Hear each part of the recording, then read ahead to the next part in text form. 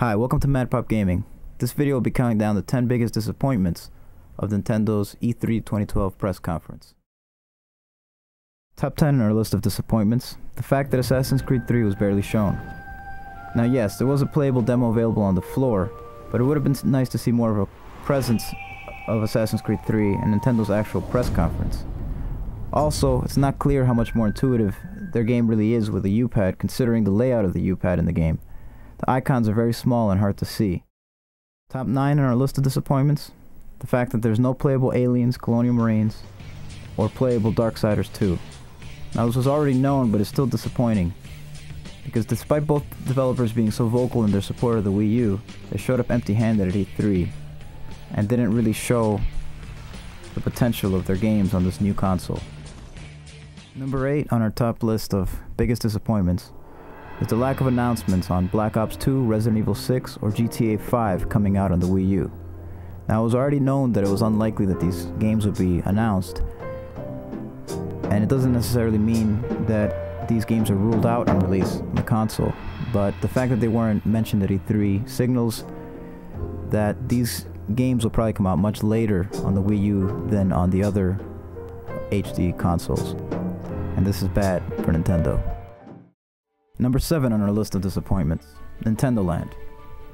Now, although this title has a lot of potential, some of the mini-games are better than others.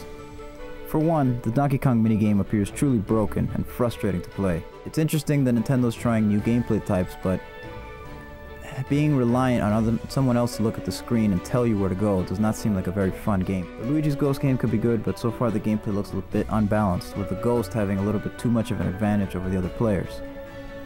Takumaru's Ninja Star is an interesting concept, but does not look very deep. And overall, none of the minigames look particularly exciting or intuitive so far. Number 6 on our list of disappointments: Just Dance 4. While this game doesn't look terrible, there's really nothing groundbreaking about it either. The U-pad gameplay seems inconsequential and not that exciting or interesting. Number 5 on our list of disappointments: Sing. Now, this game not only has a terrible title, but the entire premise is just adding karaoke mode to a dancing game. The trailer is very bad and has horrible music, and people will both look and feel stupid playing this game. Even those who enjoy these kinds of games would probably prefer to sing and dance at the same time, and it's unlikely this game will be able to do that, because the microphone on the Wii U might not be sensitive enough to pick up somebody from across the room, especially if they're panting while they're singing. Number 4 on our list of disappointments: Miiverse.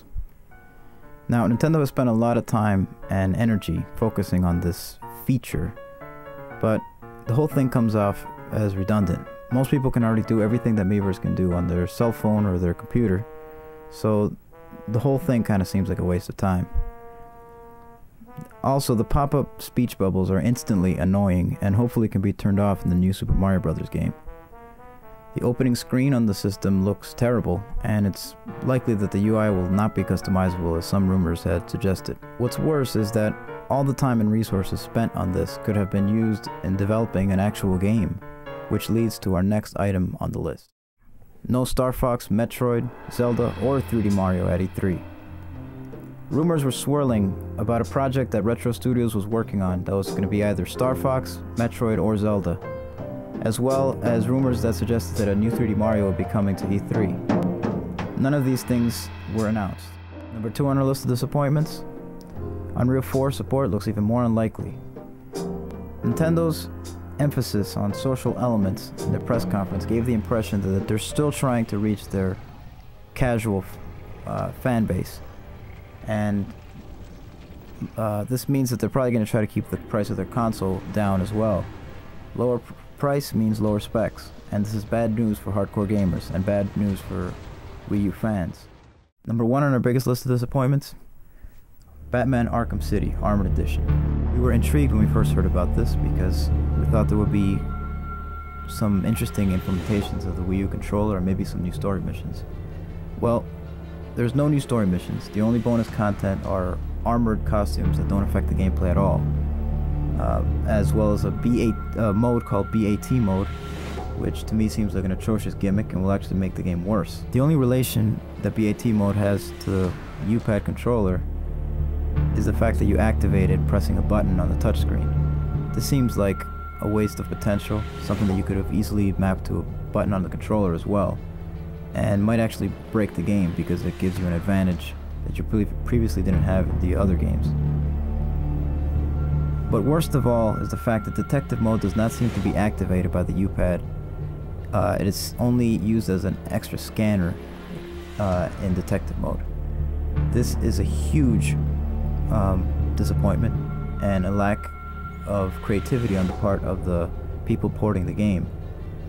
We already know by looking at the LEGO City Stories trailer that having detective mode only on the U-pad and having the regular mode on the TV would have been possible, and it would have helped the game as well. Anybody who's played Arkham City and Arkham Asylum knows how frustrating it is that the game can't be beaten without detective mode, but it also compromises the visual punch that the game has.